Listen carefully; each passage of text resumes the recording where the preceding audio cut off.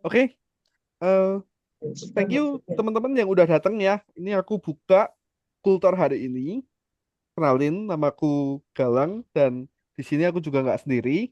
Di sini ada Mas Kevin juga nanti akan membawakan materi juga dan ada Mas Fadli juga nanti juga akan membawakan materi dan mungkin ada Kak Acio juga atau beliau belum datang juga nanti akan tanya jawab sama kalian. Nah, di sini juga materi training hari ini sangat penting karena selain ada materi untuk belajar tutor Python Start dan Python Pro, karena kita membutuhkan tutor untuk yang bisa conduct di kelas itu, kita juga akan menyampaikan beberapa informasi. Yang pertama adalah update seputar QC, yang kedua adalah ada materi, dan ketiga adalah adanya kebijakan untuk replacement class di lesson lesson akhir. So gitu tidak berlama-lama lagi, aku akan share screen aja teman-teman ya. Hmm, share screen aku udah kelihatan ya. Oke, aku share screen yang full aja deh. Oke, nih. Share screen aku kelihatan ya. Nah, teman-teman, sebelum masuk ke sana, aku akan kasih info beberapa QC dulu. Teman-teman, nanti di penilaian quality control yang baru, di sini standarnya diubah. Sebenarnya pengubahan standar ini kita be- ubah beberapa aspek ya. Yang paling menonjol adalah aspek-aspek teknis, teman-teman. Oke. Nah, short ujian atau short tanya jawab nih, biar kita komunikasinya dua arah ya. Kalau kalian ngajar kan pasti sering nanya murid-murid juga. Ini oke, review dulu penilaian QC bagian aspek teknis. Ada berapa aspek? Yang QC jangan ikut jawab ya Mas Doni, jangan ikut jawab. Oke, sambil refresh dulu. Penilaian QC bagian teknis ada berapa aspek? Wah, banyak nih. Ayo, berapa doang? Berapa aspek? Berapa aspek yang dinilai? Nggak aku sebutin loh aspeknya apa. Tapi ada berapa? Tahu nggak? Ada empat. Bukan. Nah, enam. Betul. Jawabannya yang benar enam. Ada kamera dan banyak hal yang kita nilai. Ada enam aspek di bagian teknis. Ya benar Kak Alia. Nah, sekarang penilaian aspek quality itu di aspek teknisnya menjadi dua saja teman-teman. Jadi dari enam itu di revamp jadi dua, yaitu tutor attendance, internet stability, dan kamera background mic jadi satu aspek. Karena awalnya enam, ya tambah working with platform. Ini tambah working with platform. Tutor attendance. Jadi nanti penilaiannya di aspek teknis, walaupun teknisnya bagus, itu tidak terlalu berpengaruh seperti dulu, seperti 30%, 40% dari aspek quality dulu sangat berpengaruh. Nah, kenapa hal ini diterapkan? Ya, first of all, karena tutor kita tidak mempunyai masalah teknis. Sangat sedikit banget masalah Hmm. teknis yang dipunyai oleh tutor. Ya kan? Tutor ngajar di Algorithmics 3 bulan, 4 bulan, atau ngajar masuk di Algorithmics, rata-rata device-nya udah bagus. Aspek teknisnya udah bagus. Ngapain kita QC lagi gitu loh. Dengan berbagai macam aspek. Karena udah pasti standarnya emang harus bagus. Karena kita ngajar online. Ya kan? Maka dari itu aspek teknisnya ada dua. Nanti juga akan update di kabinet 3.0 ya. Nah, terus aspek-aspek lain kalian bisa baca.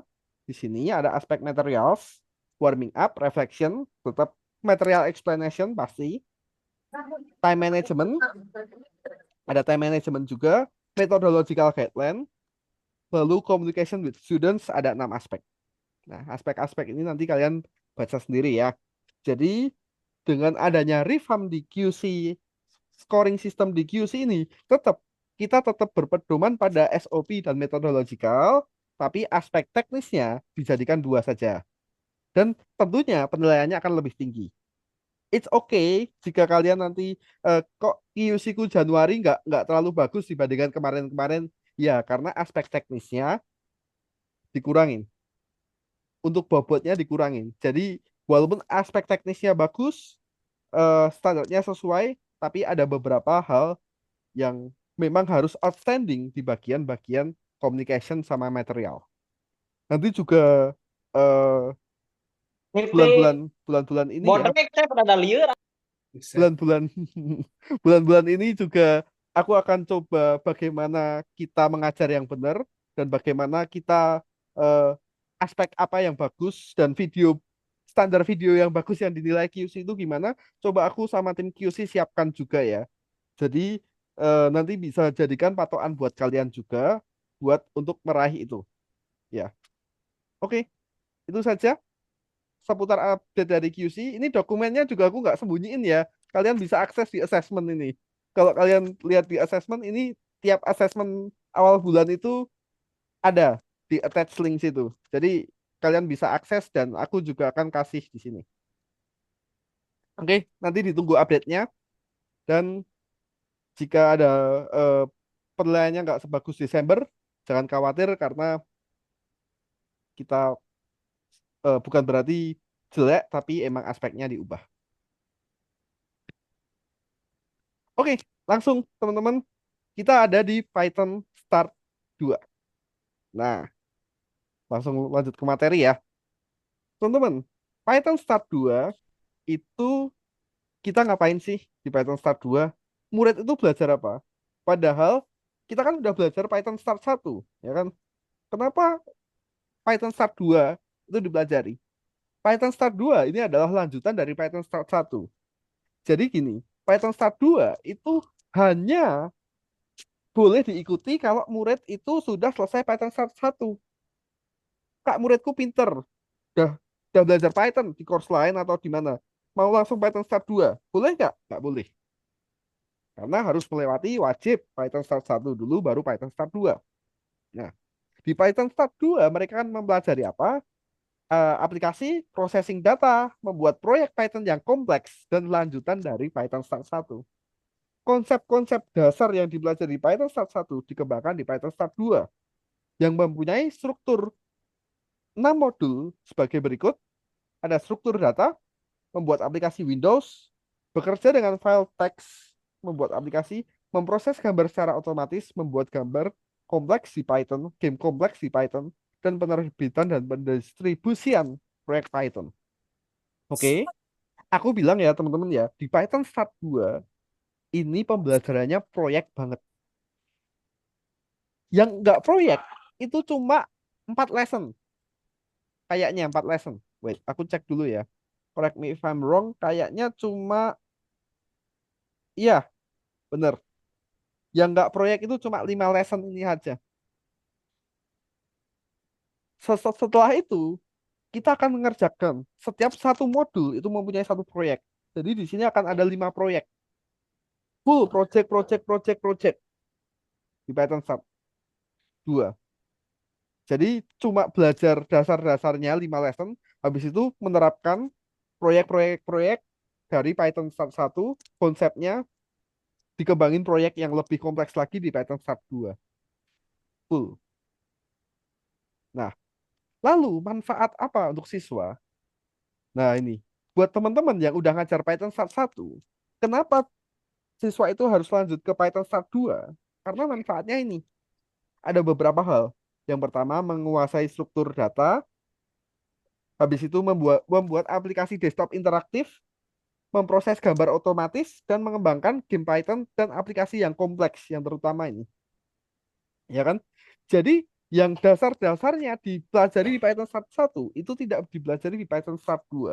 Python Start 2 ini adalah lebih ke pengembangan proyek secara nyata, pengembangan proyek secara lebih kompleks lagi, menggunakan materi yang udah dipelajari di PS1. Itu. Jadi, mau lebih advance lagi, mengembangkan skill lagi di pemrograman, maka goes to Python Start 2. Oke, lalu persiapan tutor apa aja sih? Nah, ini yang kita tunggu ya. Nah, oke. Sebelum kita ke sana, absen dulu. Sekarang siapa yang udah pernah ngajar PS1? Coba ketik aku itu.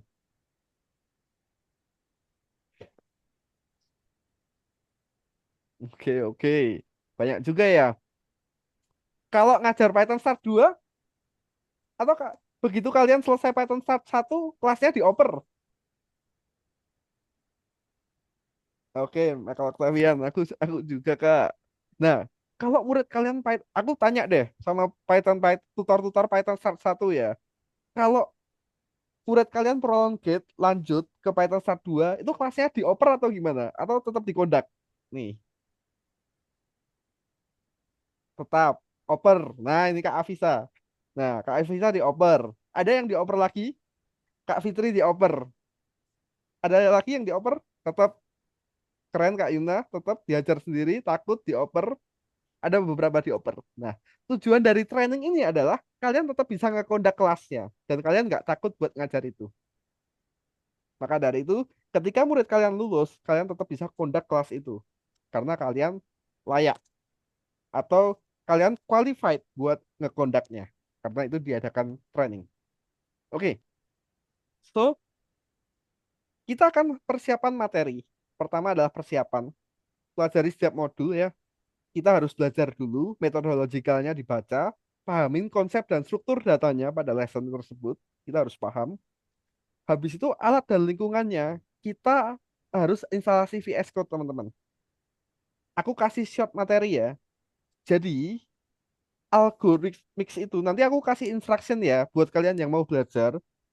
Setelah training, mungkin minggu ini aku persiapkan materinya. Jadi kalian itu bisa preparation buat alat-alatnya dulu. Buat software-softwarenya dulu, kalian install di komputer kalian dulu. Karena apa? Python Start 2 itu bekerja sama modul-modul, teman-teman. Ada modul PyKitty, Pil, terus apa lagi ya? Pygame, terus eh, beberapa modul lah. Kiwi Python Pro 2. Panda juga Python Pro 2. Nah, ada beberapa modul. Beberapa modul itu nggak bisa dijalankan di web. Maka kalian harus membuat instalasi. Jadi kalian akan menginstal yang aplikasi yang bernama VS Code, Visual Studio Code, sama satu aplikasi yang bernama Algo VS Code. Dua itu harus diinstal. Supaya kalian nggak perlu install modul-modulnya ini. Karena semua udah ada di sana. Oke. Lalu yang kedua adalah tes aplikasi yang akan dibuat. Sebenarnya, sebenarnya di Python Start 2 itu ada project-project yang udah jadi, teman-teman. Kayak gini. Ini aku contohkan ya. Oh. Di sini sebenarnya ada arsip lesson atau kode-kode yang udah jadi. Oh, di sini. Kalian tinggal copy ini kode, lalu disalin di VS Code kalian, project kalian sudah jadi, sudah selesai. Seperti itu. Sebenarnya sudah ada kunci jawabannya kayak Python Start 1. Nah, kalaupun kalian error atau apapun, kalian bisa bisa apa? Bisa lihat dari sini. Nah, karena di sini udah komplit. Di arsip lesson ini apalagi? Harusnya di sini ada arsip lesson. Cuma aku nggak ketemu. Tapi itu sudah komplit semua. Dari lesson 1, lesson 2, sampai lesson terakhir, sampai project-projectnya semua komplit di sana. Jadi kalau kalian error atau bingung ketika ngebuild aplikasinya, sebenarnya nggak harus bingung karena kode yang sudah selesai itu sudah tersedia. Maka itu nggak perlu takut.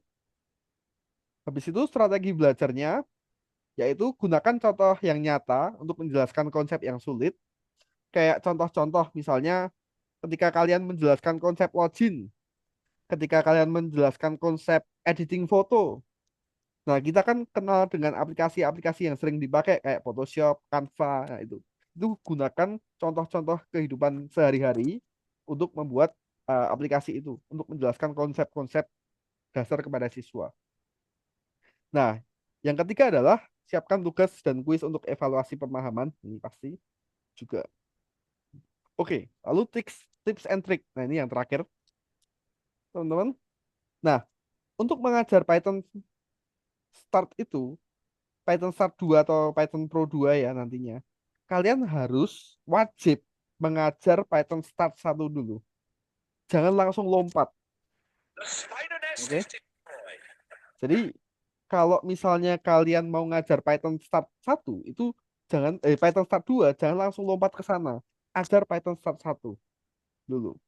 Pahami konsep-konsepnya dulu karena semua itu saling berkaitan. Kayak kelas. Itu dipelajari lagi di PS2. Latihan membuat proyek kecil sendiri. Kalau kalian mau belajar struktur datanya, lalu manajemen kelas ini mungkin aku nggak perlu jelaskan ya. Pengelolaan waktu udah pasti harus bisa dan sumber belajar tambahan. Nah, kalian bisa melihat recording-recording kelas atau video tentang artikel PYQT build dan pengembangan game Python. Nah, ini juga bisa. Nah, seperti ini juga aku kasih tips, mungkin aku bocorin di sini. Teman-teman, ada beberapa students itu yang emang nggak bisa nulis kode sebanyak itu dalam satu pertemuan. Ada pasti, ya kan? Untuk tutor-tutor yang udah ngajar Python project itu pasti relate, ya kan? Kodenya 108 baris, 100 baris diselesaikan dalam satu pertemuan. Susah, pusing, pilu. Nah, pasti tutor-tutor relate dengan hal-hal seperti itu. Belum ngecek error. Nah, itu. It's really okay, teman-teman. Apalagi buat kelas grup ya. That's really, really okay. Buat kita ngasih potongan-potongan kodenya. Oke. Asalkan kalian menjelaskan konsepnya. Asalkan contohnya kalian menjelaskan konsepnya. Contoh studi case. Kita harus eh, mengajar project di bagian apa itu namanya?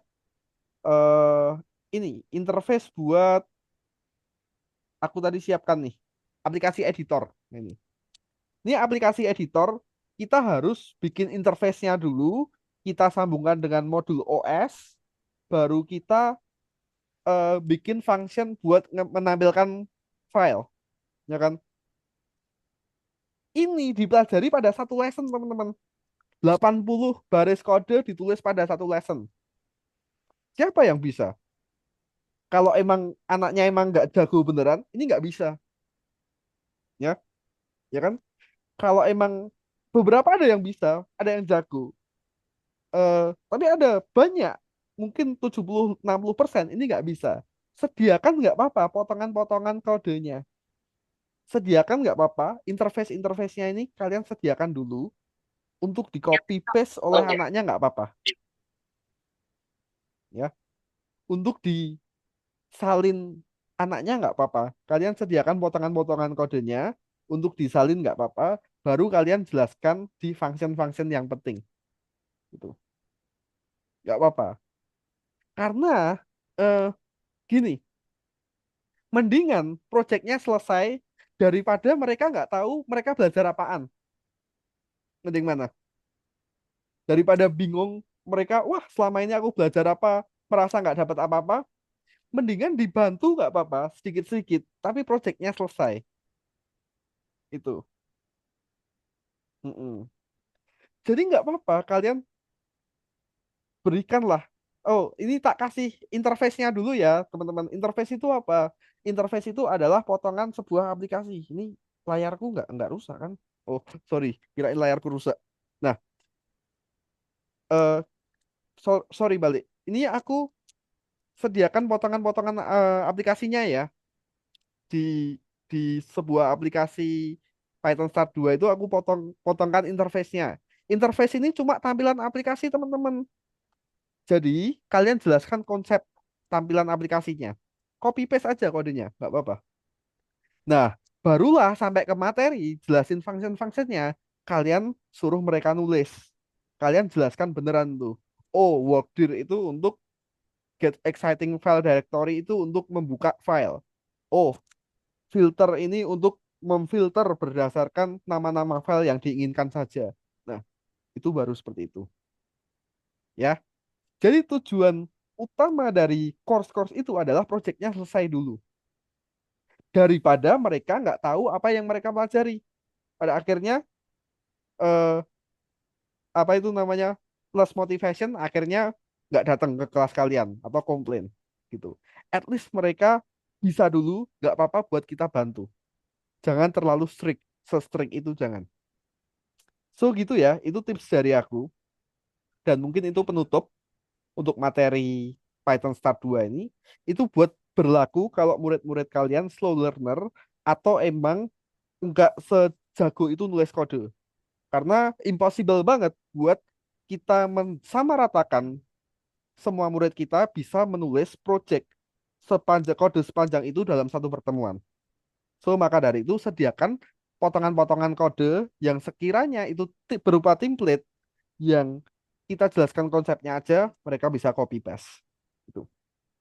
So, itu saja materi yang aku sampaikan. Mungkin aku akan kasih ke Mas Kevin untuk dijelaskan Python Pro 2 dan nanti juga jangan leave dulu karena nanti akan ada tanya jawab dengan Mas Fadli dan Kak Asio mungkin. Oke. Oke, langsung aku ambil alih aja mungkin guys ya. Mungkin biar nggak terlalu lama, biar aku langsung mulai aja. Thank you guys, jangan pergi-pergi dulu ya. Jangan tinggalkan kita ya. Oke, kita bakal langsung aja masuk ke materi Python Pro 2 yang dianggap kursus angker bagi orang-orang ini. Nah, jadi ada terkait juga dengan Mas Galang tadi juga Python Pro 2 enggak serem. Nah, kenapa nih? Jadi kenapa nih enggak serem? Emang bagi orang-orang seserem apa dan sebenarnya seperti apa Python Pro? Mari kita bedah. Nah, seperti kata Kak Fitri nih, masa sih kita ya yang benar. Oke, kita lanjut dulu nih. Kenapa sih nggak serem? Nah, seperti yang dikatakan Mas Galang ya, eh, semua materi yang ada di Python itu bisa dijalankan dengan baik apabila kita udah paham nih goals dari project atau lesson tersebut sebenarnya apa. Dan alternatif dan approach yang baik itu seperti apa. Alternatif ini maksudnya cara kita menanggulangi kalau ada murid slow learner dan case lainnya. Sampai sana dulu, itu alasan utamanya.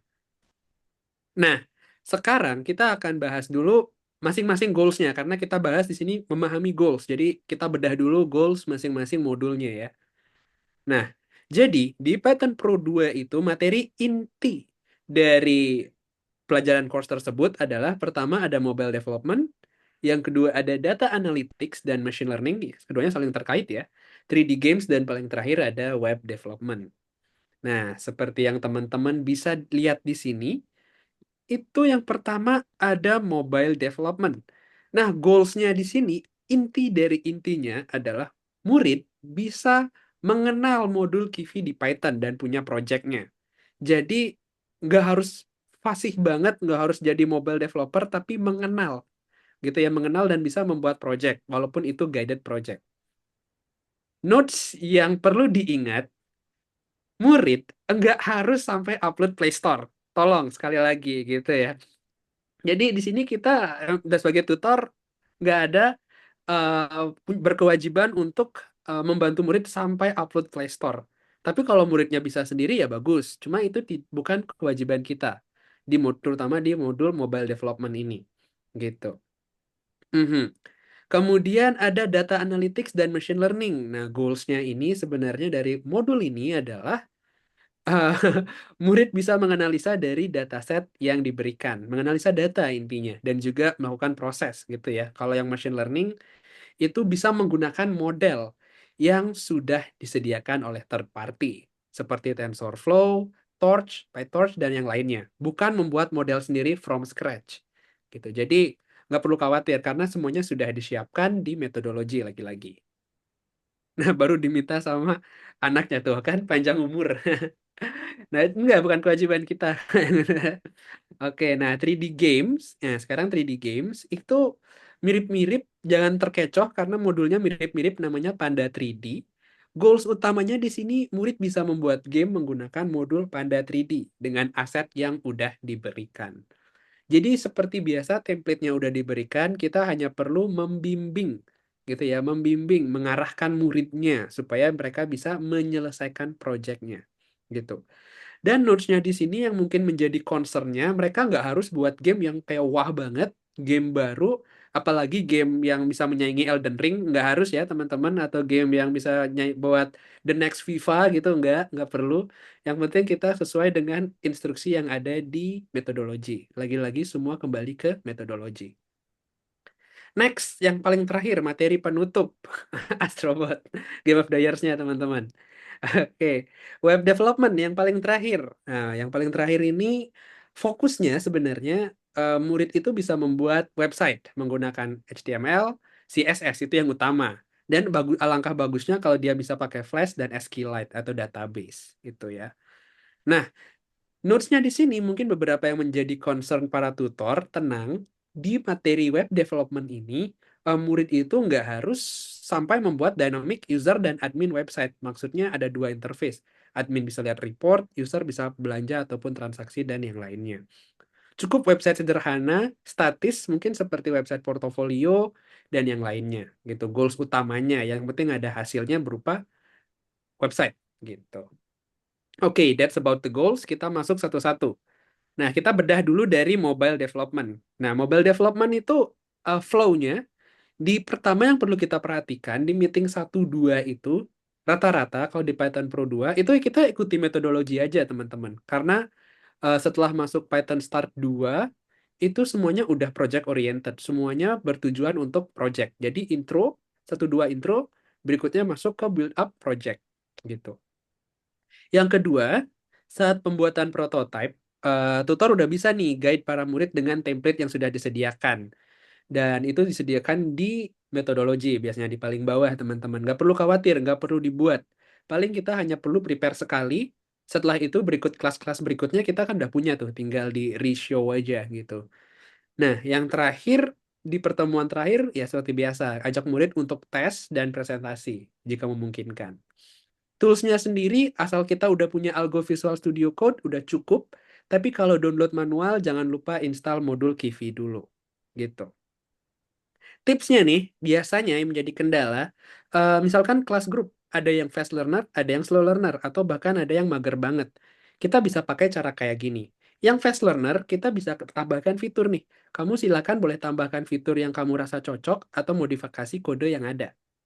Tapi kalau slow learner, daripada nggak jadi apa-apa dan nggak ngerti apa-apa, seperti yang dikatakan Mas Galang, kita bisa men-encourage mereka dan meminta mereka mengikuti kode yang disediakan.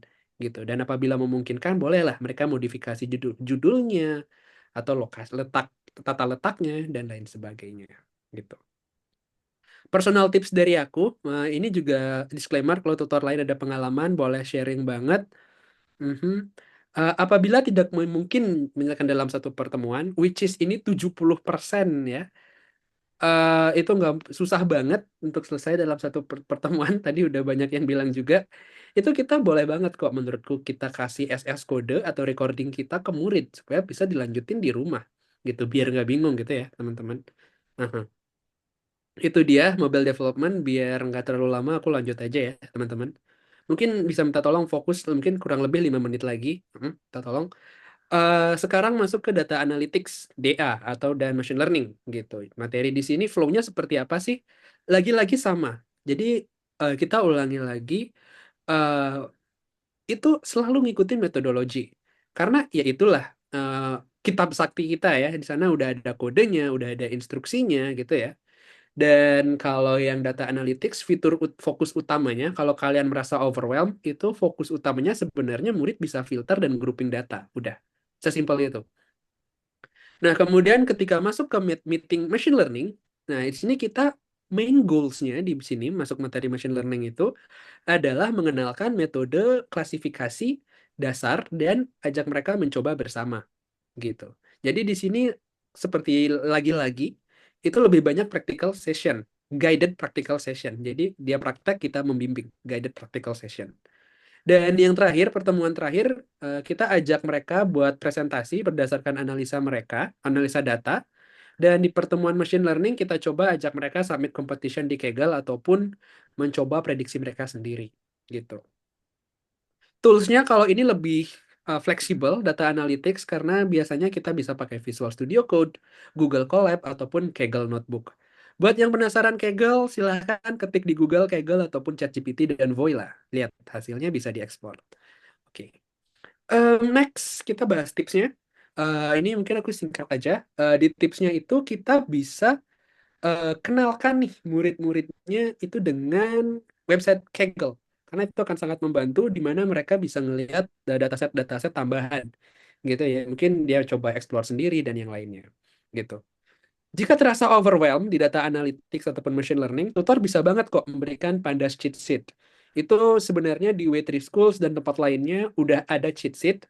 Apa sih itu cheat sheet? Cheat sheet itu artinya kayak kode yang udah dikasih tahu tujuannya apa. Untuk grouping data, ini kodenya. Untuk filter data, ini kodenya. Untuk melakukan sesuatu, udah ada kodenya. Mungkin para tutor yang ngajar Python Pro beberapa udah ada yang pakai ini ataupun ada yang udah tahu tentang ini dan itu membantu banget. Kemudian yang terakhir, fokus utama di machine learning bukan Mobile Legend ya teman-teman, adalah model klasifikasi dan regresi gitu. Nah, tutor pun lagi-lagi bisa lihat contohnya di Kaggle. Jadi Kaggle itu bagus banget teman-teman kalau yang mau penasaran lihat-lihat aja deh, ada tutorial buat tutor juga, buat murid juga ada gitu. Personal tips dari aku untuk yang machine learning, di sinilah selling point terbesar biasanya kalau bagi pengalaman aku. Di sini kita bimbing aja murid buat competition di Kaggle, walaupun hanya memodifikasi kode template, ataupun dia ngikutin yang udah ada dan dia modifikasi, ajak aja untuk submit dan lihat resultnya, dan kita bisa report progress tersebut ke parents. Mhm. Next. 3D games singkat aja karena hampir sama seperti yang mobile games, ini ngikutin metodologi, terus waktu prototype kita guide muridnya, pertemuan terakhir presentasi kayak gitu, tetap sama. Itu toolsnya Visual Studio Codes, tipsnya juga sama. Kalau muridnya slow learner, kita kasih template kodenya, minta mereka mengikuti. Kalau fast learner, berikan opsi untuk mereka memodifikasi kodenya gitu. Sebelum lanjut, mungkin para tutor di sini yang pernah ngajar Python Pro 2, Panda 3D Games pernah mengalami kesulitan gak nih, teman-teman? Atau lancar jaya, atau gimana nih? Ada nggak nih yang udah sampai sini pernah ngajar, guys? Mungkin para sepuh-sepuh aku izin summon nih, yang udah pernah di sini nih, buat sharing sedikit. Apakah pernah ada kendala di sini, atau lancar-lancar aja, atau ya ada kisah lainnya? Boleh diketik di chat ya. Mhm. Kodenya banyak. Aman, tapi private. Nah, itu dia. Oke, tapi biasanya so far aman, asalkan lagi-lagi apa, kita memberikan screenshot kode aja, kalau dirasa waktunya nggak cukup, gitu.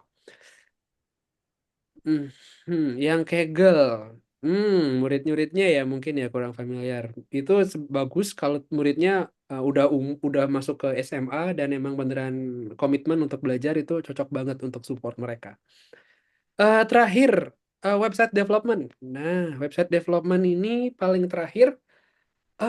Intinya lagi-lagi sama, ikuti aja metodologinya ya. Semua materi dan kode sudah disiapkan gitu ya. Dan di sini tips dari aku, tipsnya dari flow-nya itu, kita biasanya fokus ke praktik mendesain halaman web dengan HTML dan CSS gitu. Nah, saat kita udah masuk di materi database dan Flash, itu pembelajarannya nggak usah terlalu stres para tutor buat ngajarnya gimana. Kita cukup ajak dia practical session, nyoba kodenya, kita kasih contohnya sambil kita guide. Seperti yang dibilang Mas Galang tadi. Ini fungsinya buat apa, ini fungsinya buat apa.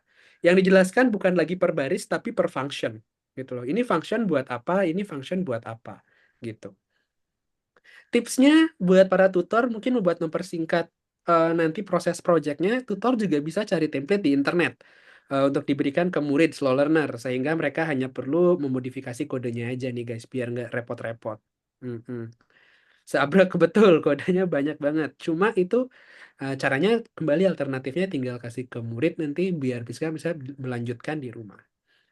Dan next, tutor bisa cari atau siapkan video tutorial untuk ditonton oleh murid di luar jam les. Kenapa aku bilang cari? Karena di YouTube juga banyak ada tutorial HTML, CSS. Jadi kalau mau pakai itu silakan, kalau mau nyiapkan sendiri bagus banget. Next, masuk ke personal tips, guys. Semoga nggak ngantuk dulu. Kita lanjut dulu. Tutor bisa cari template di website. Namanya mungkin templatemo.com kalau aku biasanya. Itu atau tinggal search aja sih di Google namanya search HTML template gitu. Nanti langsung ada banyak. Mhm. Next, sempatkan membaca methodological methodological gitu ya. Perlahan pasti bisa nih alur projectnya itu kemana gitu sebenarnya. Asalkan kita mau lanjut membaca metodologi. Itu untuk yang Python Pro. Intinya semuanya sudah di-provide. Dan masuk ke kesimpulan, asal kita mau membaca metodologi, guys, dan meluangkan waktu sejenak untuk memahaminya, semua lesson itu pasti terlewati dengan baik. Kata kuncinya di sini adalah metodologi, screenshot kode, ataupun recording. Udah, tiga Holy Trinity itu guys, pasti aman gitu. Kalau muridnya kesulitan, kita bisa kasih bantuan kode. Nah, mungkin penutup dari aku, buat para tutor yang ragu buat nyoba ini, em, gak masalah guys. Aku ngerti mungkin beberapa ngerasa, wah sulit, takut salah ngajar gitu. It's okay. Kita kalau bisa spare time aja buat meluangkan waktu ya. Mungkin beberapa menit sehari untuk coba explore course-nya, baca kode-kodenya. Walaupun selain untuk mempersiapkan mengajar, itu kan bisa nambah ilmu kita juga ya guys ya. Karena kalau aku baca ini kan materinya udah masuk ke ranah profesional semua, data analytics, terus masuk ke website, itu bagus banget loh juga buat gitu, bagus banget buat development kita, biar kita tahu lah perkembangan teknologi dan bisa menggunakannya gitu. Jangan takut mencoba hal baru nih teman-teman, karena hal terbaik itu kadang-kadang bisa datang dari hal yang kita baru coba. Mungkin segitu aja dari aku kembalikan ke moderator. Thank you guys. Oke, langsung aja ya sebelum kita masuk ke sectionnya Mas Wadli. Sedikit info juga teman-teman. Jadi training ini nggak cuma sampai di sini ya. Aku sediakan channel sendiri di grup untuk kita belajar. Dan nanti di assessment juga aku akan sediakan form buat tutor-tutor yang minat belajar untuk course ini. Karena course ini kan tidak di-assign ke semua tutor ya. Beberapa tutor itu belum kebuka di Python Start 1, Python Start 2, Python Start 2 dan Python Pro 2 kan belum kebuka di back office-nya. Jadi aku sediakan form di Google ya. Kalau kalian nanti di assessment, sorry, di assessment, nanti kalau kalian belum kebuka dan pengen dibukakan dan emang komit buat belajar di sini adalah tujuannya dengan siap ngajar. Jadi kalau kalian minta dibukakan, ya berarti siap untuk di-assign dan siap ngajar. Nah gitu, nanti diisi aja, jangan di-skip assessmentnya, diisi aja, nanti aku akan bukakan serentak di tanggal 20 gitu aja. Oke, ini langsung aja aku kasih sectionnya ke Mas Fadli dan Kak Acio ya. Aku langsung gitu. Oke, thank you Mas Galang. Hai guys.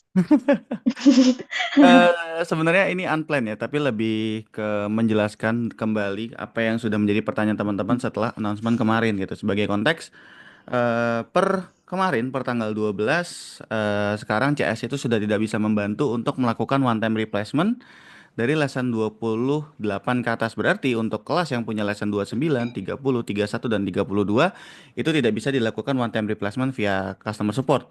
Jadi teman-teman tutor yang membutuhkan penggantian itu harus menggunakan atau berkonsultasi dengan tim leads-nya dulu. Seperti itu. Hal itu juga berlaku dengan kelas untuk forever replacement dari pertemuan 24. Berarti dari 25, 26, 27, 28, 29, 30, 31, 32 itu tidak boleh dilakukan forever replacement seperti itu. Oleh CS ya, tapi masih bisa dilakukan oleh tim lead, tapi harus konsultasi dulu. Nah, jika melakukan atau jika terpaksa melakukan one time replacement akan dikenakan denda. Dendanya sebesar denda one time replacement dan forever replacement dari masing-masing divisi. Contoh, kalau misalkan one time replacementnya part time kan 48.000 dan untuk one time replacementnya full time itu di 80.000 rupiah seperti itu. Kenapa sih? Mungkin aku kasih konteks dulu sebelum teman-teman buka pertanyaan. Kenapa sih dilakukan hal ini? Karena akhir-akhir ini mungkin teman-teman notice baik itu cuti maupun yang tidak cuti sering banget ada pergantian di lesson-lesson akhir. Nah, ini membuat baik dari sisi tutor maupun sisi parents itu agak bingung. Karena kan pasti ketika udah masuk lesson-lesson terakhir, orang tua suka nanya gimana progres projectnya, atau gimana anakku akan lebih cocok kemana. Itu kan pasti akan ditanya ke tutornya. Sering banget ada miscontact itu. Jadi harusnya tutor nanya ke tutor aslinya, tapi karena tutor penggantinya hari itu adalah tutor B, misalkan, yang diomongin adalah tutor B gitu. Yang membuat parents pun bingung gitu. Nah, mungkin kalau teman-teman masih ada yang bingung, boleh kalian ditanyakan biar nanti aku dan Kak Cio akan jawab kayak gitu.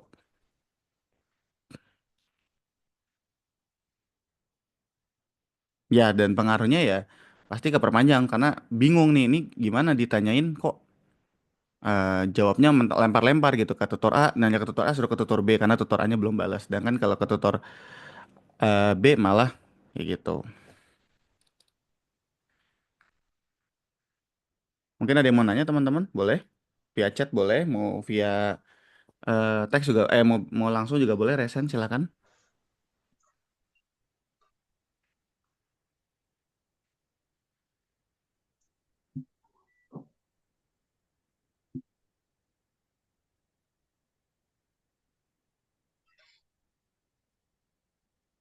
Gimana teman-teman, aman?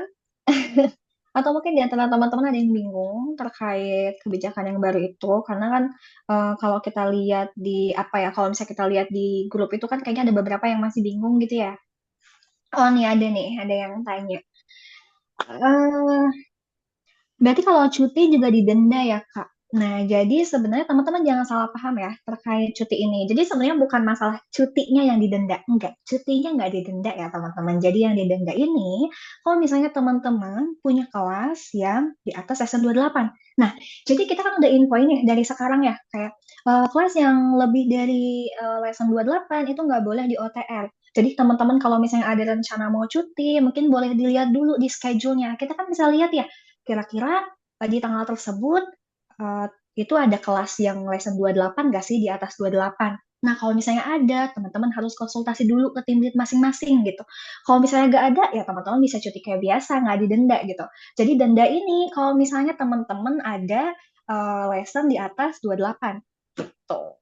Dan didendanya ini bukan semua kelas dicuti ya, bukan. Tapi kelas-kelas yang di atas lesson 28 gitu. Gitu ya, Kak. Siapa Kawina, nih? Kawina. Kawina ya. Sorry. Kawina. Terus eh apa nih? Kak Kaca masih cakep aja. Thank you guys. Sorry. Nah, itu Kalau kadang dimundur, tanya tuh. kalau Coba aja. kalau dimundurkan bukan OTR apa boleh ya Kak? Jadi gini sebenarnya Kak Dharma. Jadi gini ya, boleh atau enggaknya itu cuma tim lead teman-teman yang sebenarnya bisa jawab gitu. Kenapa? Karena diutamakan mereka itu tetap kelas di schedule-nya. Takutnya gini, misalnya nih ya, ini aku jelasin utamanya dulu ya. Misalnya, kalau misalnya kita, misalnya di lesson 28 gitu, terus kita teman-teman maunya di reschedule, terus tiba-tiba student apa namanya student yang lain pada nggak bisa, biasanya kan kadang nggak maksimal. Tapi bisa aja kalau misalnya semua siswanya itu oke untuk OTR. OTR, sorry, untuk reschedule gitu. Jadi teman-teman, misalnya kan kadang-kadang kalau misalnya di grup itu ada beberapa student yang kadang nggak respon ya, parentsnya kayak slow respon. Nah, gimana sih supaya kita bisa dapat jawabannya? Caranya teman-teman harus PC ke parentsnya gitu. Jadi kita harus dapat respon dari parentsnya dan make sure kalau misalnya semua parents itu setuju untuk di reschedule gitu. Kayak gitu. Soalnya kalau misalnya kita nggak dapetin semua apa ya, semua persetujuan parents, takutnya nanti ada parents yang komplain gitu. Karena kan nggak semua punya banyak schedule yang free gitu ya. Kayak gitu. Kak Dharma ya, gitu. Ini reschedule ya, ingat bukan Iya, postpone. Kalau reschedule sama postpone itu postpone. nggak boleh ya. Beda. Mundurnya reschedule sama postpone itu beda. Kalau postpone itu kita skip kelasnya, nah itu nggak boleh. Wah, itu kita bisa demo ya sama ini, sama departemen sebelah gitu.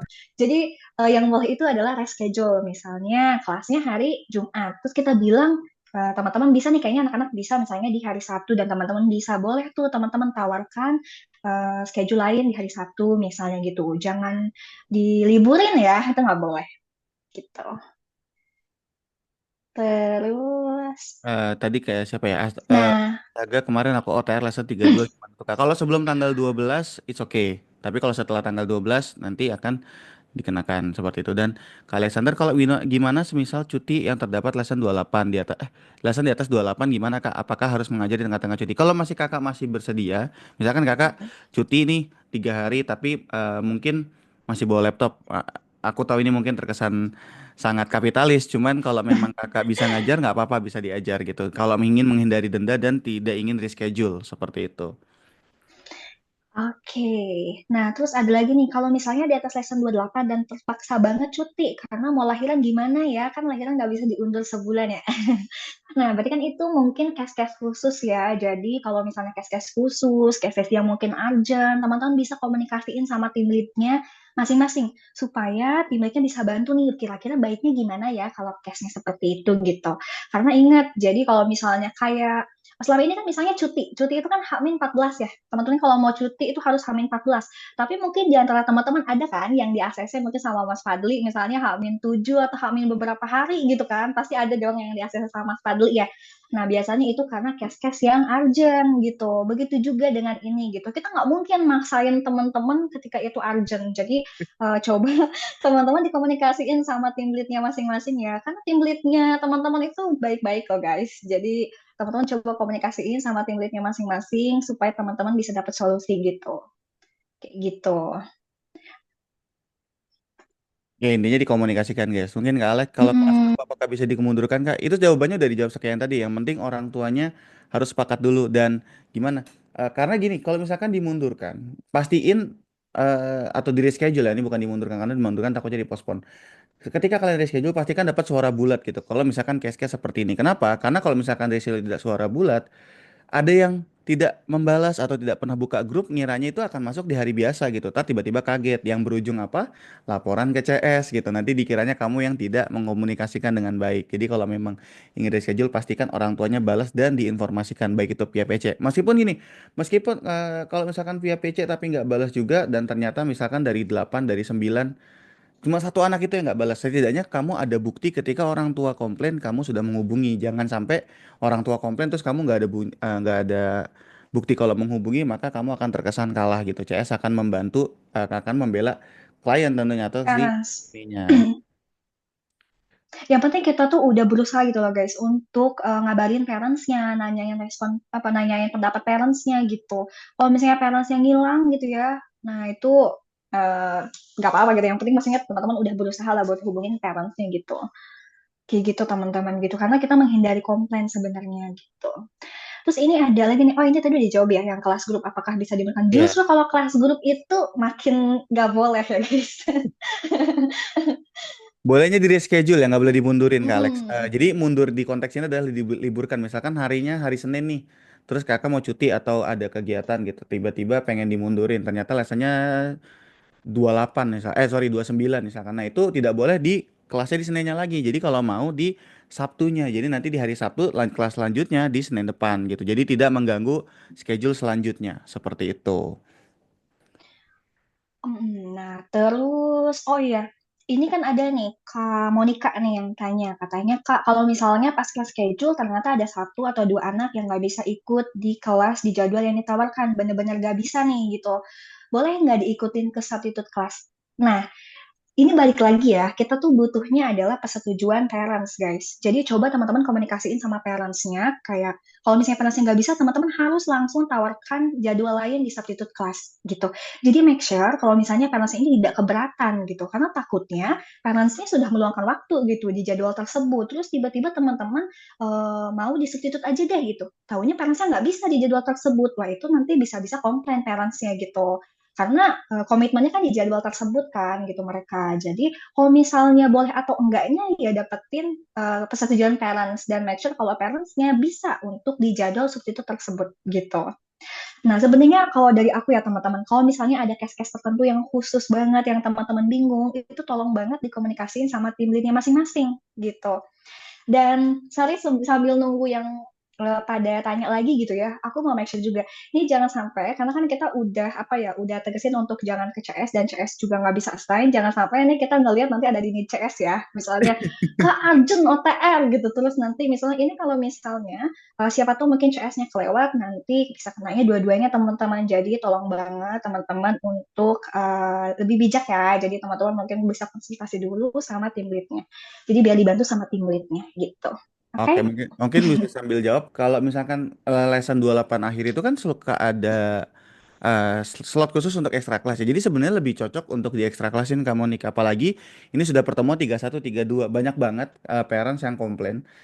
ketika dia disupin di 3132. Kenapa? Karena di project akhir itu setiap tutor punya kiblat masing-masing ya.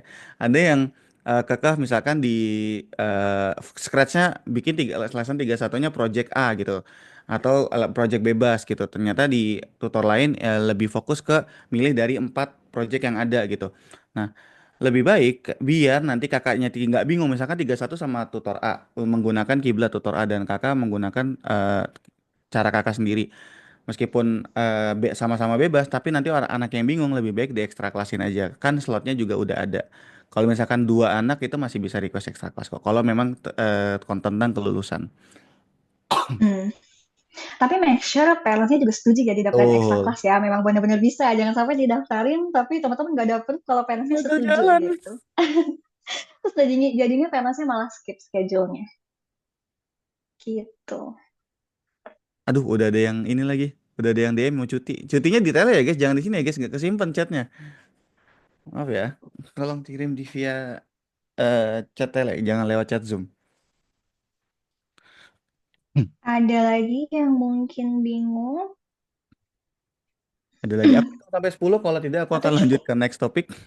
10, 9, 8, 7, 6, 5, kalau 4. libur, nih kalau libur tanggal Oh. merah, kelas tetap reschedule kan Kak. Hmm. Nah, untuk itu eh, untuk tanggal merah itu nanti kan pasti biasanya ada arahan ya dari kita ya. Apakah itu apa namanya akan di schedule atau misalnya libur kayak kemarin. Nah, itu teman-teman harus tunggu dulu arahan dari tim leadnya ya teman-teman ya. Nanti bakal diinfoin kok terkait itu gitu. Kalau misalnya memang itu harus di reschedule, pasti tim leadnya akan hubungin teman-teman kayak biasanya gitu kayak kakak ada kelas di tanggal ini, tolong ditanyain ke kelasnya, di voting apakah mau tetap di kondak atau mau reschedule ke tanggal berapa kayak gitu. Kalau misalnya untuk yang tanggal merah ya. Betul. Itu dikira Hah? Oh, Kayaknya lanjut. nggak sengaja ke itu on mic ya. 6, 5, 4, 3, 2, 1. Oke, mungkin nanti kalau teman-teman ada pertanyaan atau ada yang masih ingin dikeluh kesahkan, boleh ngomong ke tim lead masing-masing ya. Cuman ini lebih ke open official statement aja. Nggak official sih, tapi lebih ke Q&A yang mungkin akan menjawab pertanyaan teman-teman. Karena kemarin aku kebetulan di libur, jadi komen di announcement belum sempat aku jawab, mohon maaf sekali. Dan mungkin sekarang kita ke topik kedua, yaitu perihal gaji. Kita tahu gaji akhir-akhir ini sering telat, dan maka dari itu per bulan depan kita akan coba cara baru. Biasanya teman-teman akan dikontak via Telegram melalui leads, baik itu Kak Galang, Kak Kevin, aku, atau misalkan Kak Hoking gitu. Nah, sekarang kita akan coba via email teman-teman. Jadi lebih otomatis, dan tapi kita minta tolong untuk teman-teman tutor agar lebih proaktif. Jadi ketika emailnya sudah datang, jangan jangan nunggu di chat untuk konfirmasi ada kesalahan atau enggak. Karena jujur, proses terlama dari perhitungan gaji itu adalah kalau teman-teman ada notice salah gitu. Misalkan, Kak, kelasku harusnya ada 32, tapi 31. Itu tuh kadang nggak ditanyain dulu gitu. Jadi aku minta tolong nanti di yang pertama ya, nanti di asesmen itu akan ada data-data diri untuk tutor yang diperlukan untuk dikirimkan email secara otomatis setiap awal bulan.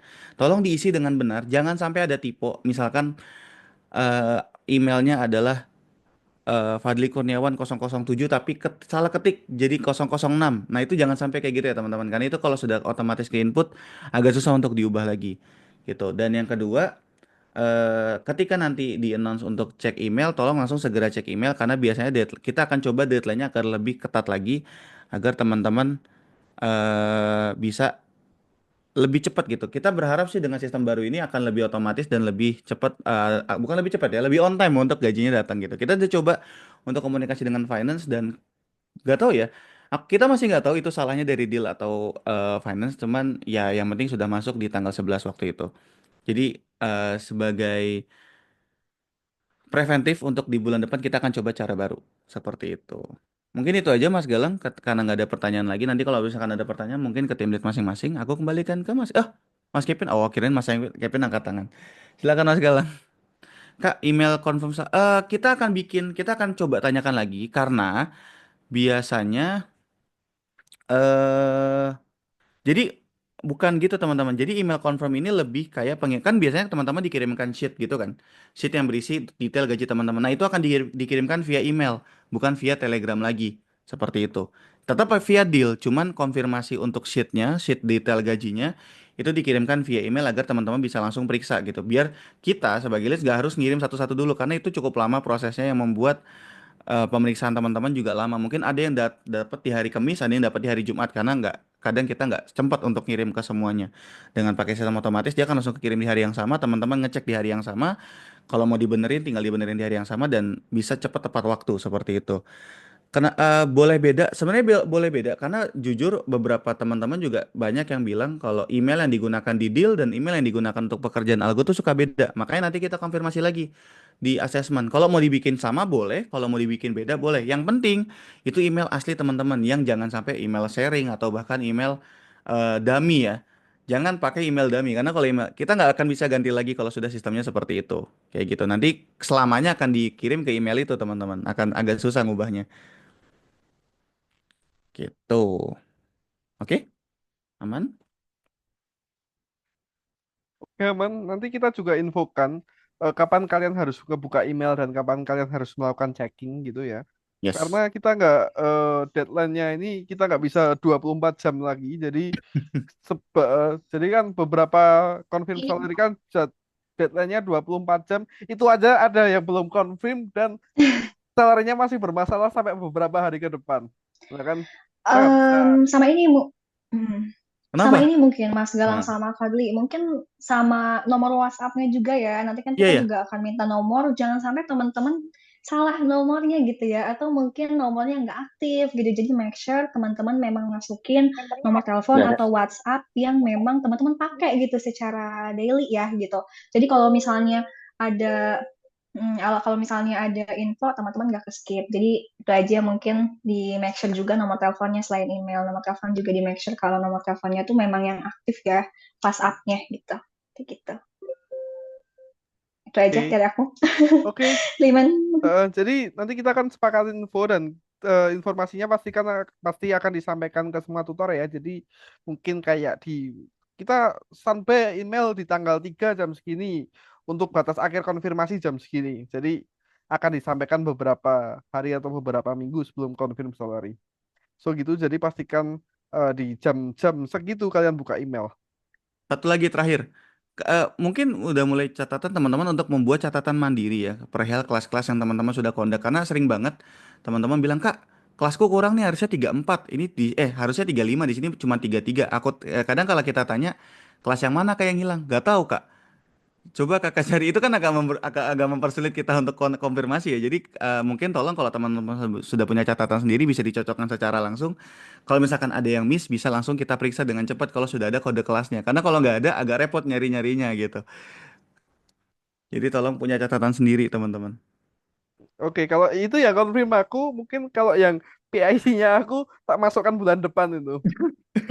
Aku nggak mau nunggu orang-orang kayak gitu. Apain kamu? Confirm tapi nggak tahu. Oke, so gitu aja guys. Gitu ya informasinya seputar hari ini. Assessment ada di minggu ini. Di hari Rabu nanti aku akan infokan dan jangan lupa dikerjakan assessmentnya. Thank you yang udah join and see you on the next kultur. Tetap semangat. Bye-bye. Thank you guys. Bye-bye.